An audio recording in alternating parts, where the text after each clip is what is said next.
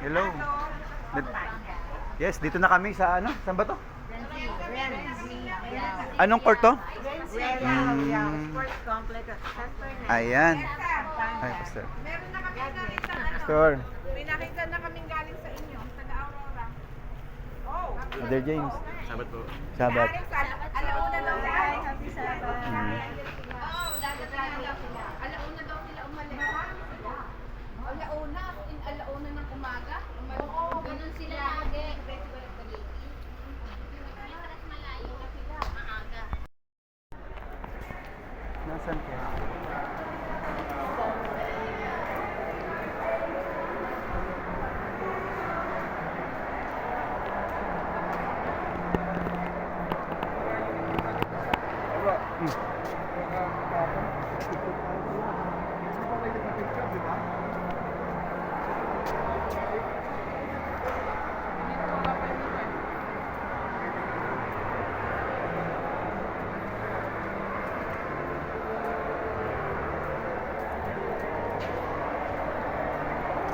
Si Lori, nasaan sila?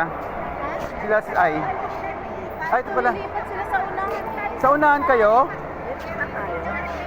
eh. Kasama namin sila brother dito. Kasi Sa unahan. tsaka yung Ayun, bakante pa. Sa unahan ba tayo? lilipat ba tayo? Nakasettle na sila dito. Dito na lang tayo. Ito si Brother Alan lang. Pastor! Ay, si Pastor.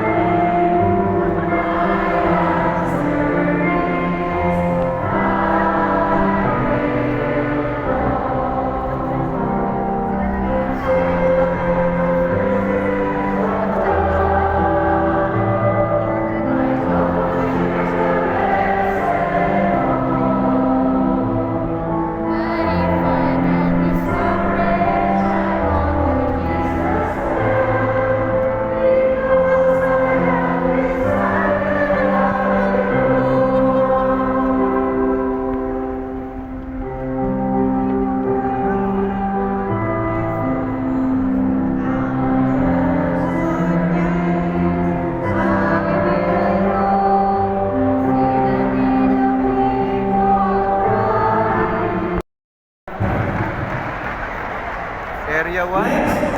Area 2. Area 2. Yan, mga kabanatuan ng mga elemento.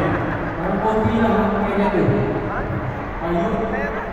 Next, area 3. Area Ang 3. dimension ng area 3. Ay, ito sa harap natin. Area. Then, ang area 4. Ayun. Yan, ang area 4. Thank you. Then, ang area 5. Area 5. Ay. Then, area 6. Ayun, marami. Area 7. Seven na sila.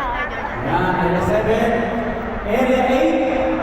Hindi ako nagkakamali, Rizal yan, Rizal province. Area 8. Then, area 9. Ayun, nakakita din. Lastly, kung saan po ako nabibilang. Area 10. Ayan, okay, maraming salamat po sa mga ito at tayo po ay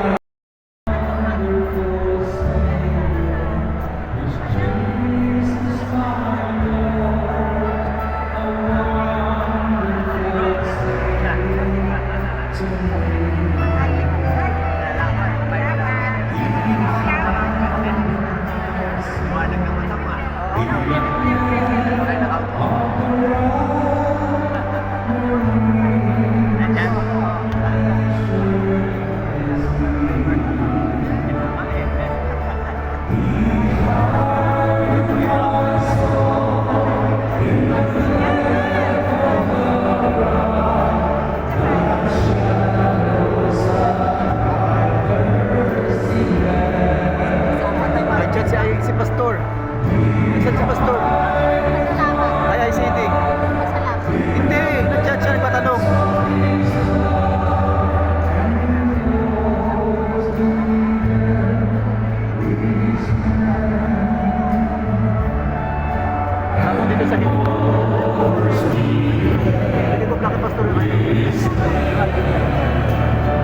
Nasaan ba siya?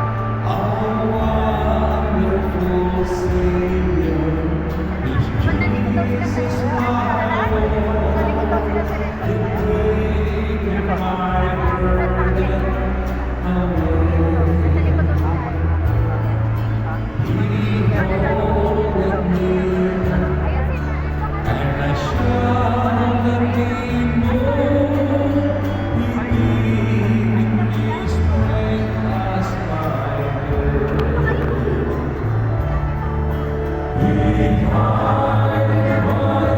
Dito. Dito mga taga-balik. Taga Area 6. Area 6 dito po, Pastor. Dito na ako.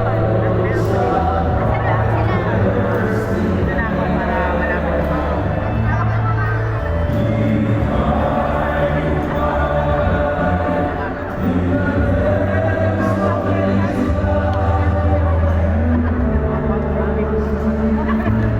Pastor, may ano ka ba? Bigay ko sana to. Sama mo. Ha?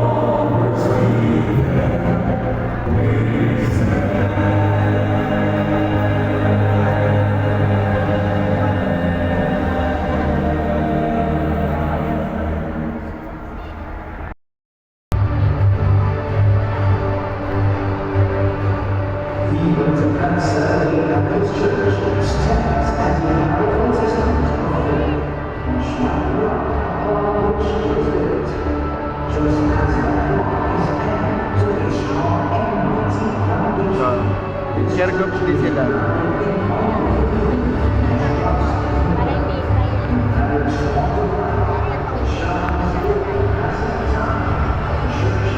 Saan ba yung balik?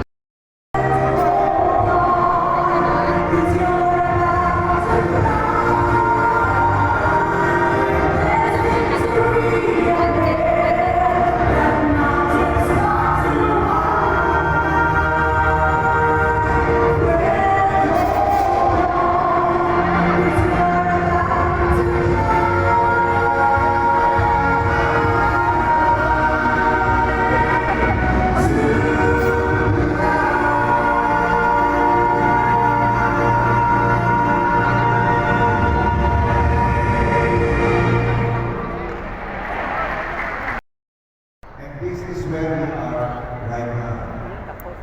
Lahat ako, ibahagi ko sa inyo. In 2021, when we started, we only had 43 church planting sites. Sabihin, ang mga Meaning, kasama ko dito yung pinangunahan ng ating konferensya. Marami ko sa atin. Oo, buong sa ano na yun. ating portfolio, may mga naglilingkod na church planters. Bahagi ko sila yung 43. When we started the vision, kausap ko yung aming forum president. Hapon pa yan, Pastor Efraim. hapon pa yan. Sabi ko, this is Oo nga po. Baka wala pa nga siya. Pero marami ng pulis sa labas eh. But in this vision, ating pong Imagine mo, kasi napasimulan talaga ko, ayaw kayo ng pinapakot sakyan, ko pulis yung pa. Tapos pwede po ba tayo maghawak-hawak ng kamay? Ayun, pinagawa sa amin.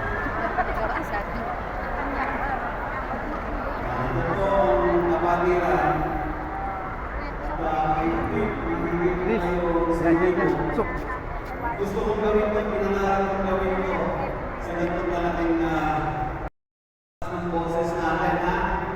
Pag sinabi ko, ang first instruction ay, say what I say and do what I say. Okay? Ulit po. Say what I say, do what I say. So pag sinabi kong jump in, anong sasabihin nyo? Anong gagawin? Okay, very good. Now say what I say and do what I say. Right? Jump in! Jump out! Jump out. Jump right. Jump right. Jump left. Jump left. Good. Second instruction. Say the opposite of what I say, but do what I say. Ulit, ha? Say the opposite of what I say, but do what I say. Sinabing jump in, So jump pag out ka. sinabi kong jump in, anong sasabihin mo? Okay. Anong gagawin? Alright, ha? Sige, subukan natin. Jump right! Jump left.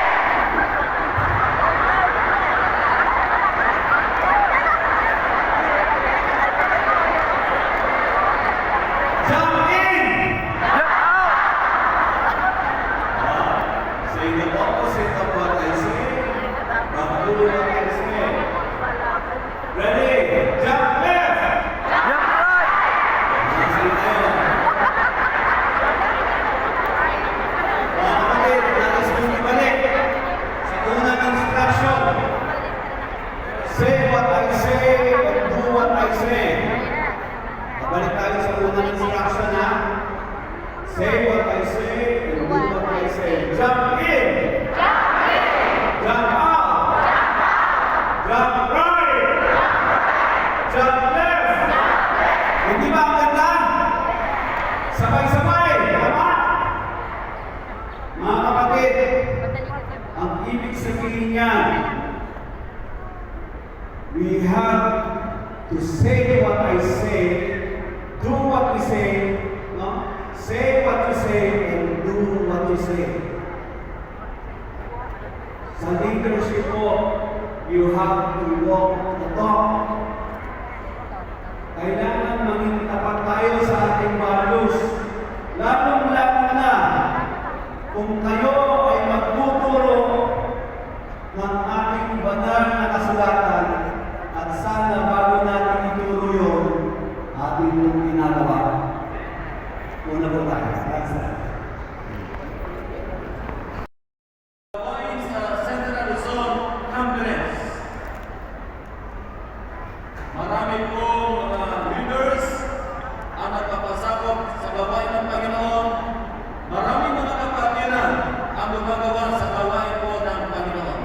Kung kaya, meron po tayo bagong mission dito po sa ating lugar. Pagkatapos, ipinanalangin. Pagkatapos, ipinagdasal ito at nasusing pinag-usapan sa North Philippine Union Conference. Ito po ngayon ang mga bagong officers ng ating pong bagong mission. Unang, ating pong tinatawagan ang isa na kapamanan na ipinanganak sa Bacolod, Pampanga. Sa taas. Meron na sa taas. Membership ay sa Mexico. Ang kanyang kabulan ay si Mr. and Mrs. Raybert Reyes.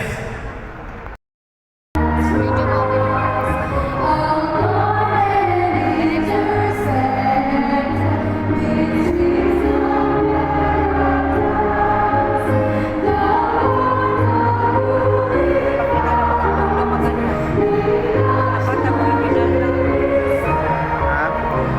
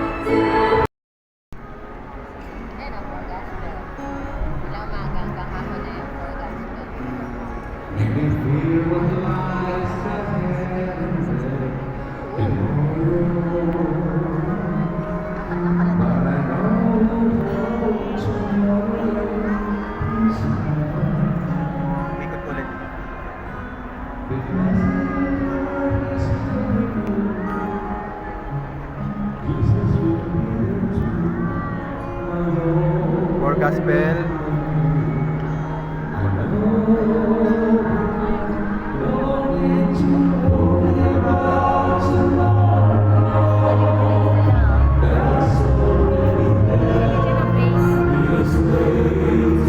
Sila dyan ang base.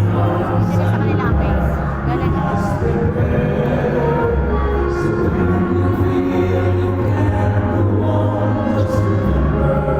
Sino ang base?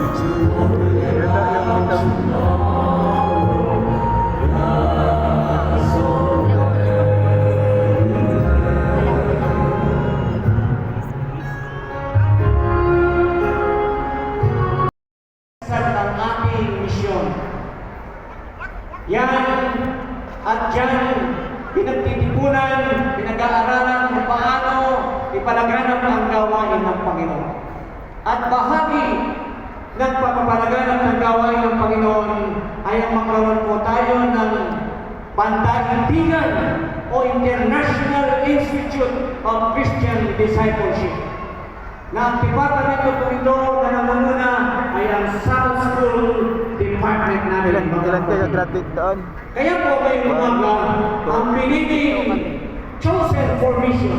Pag-aaralan po natin JC pa. at pagkulay-gulayan ngayon kung ano ang nilalaman nitong chosen for mission. Sana Ako at marami kayo, na. bakit pinili ng chosen?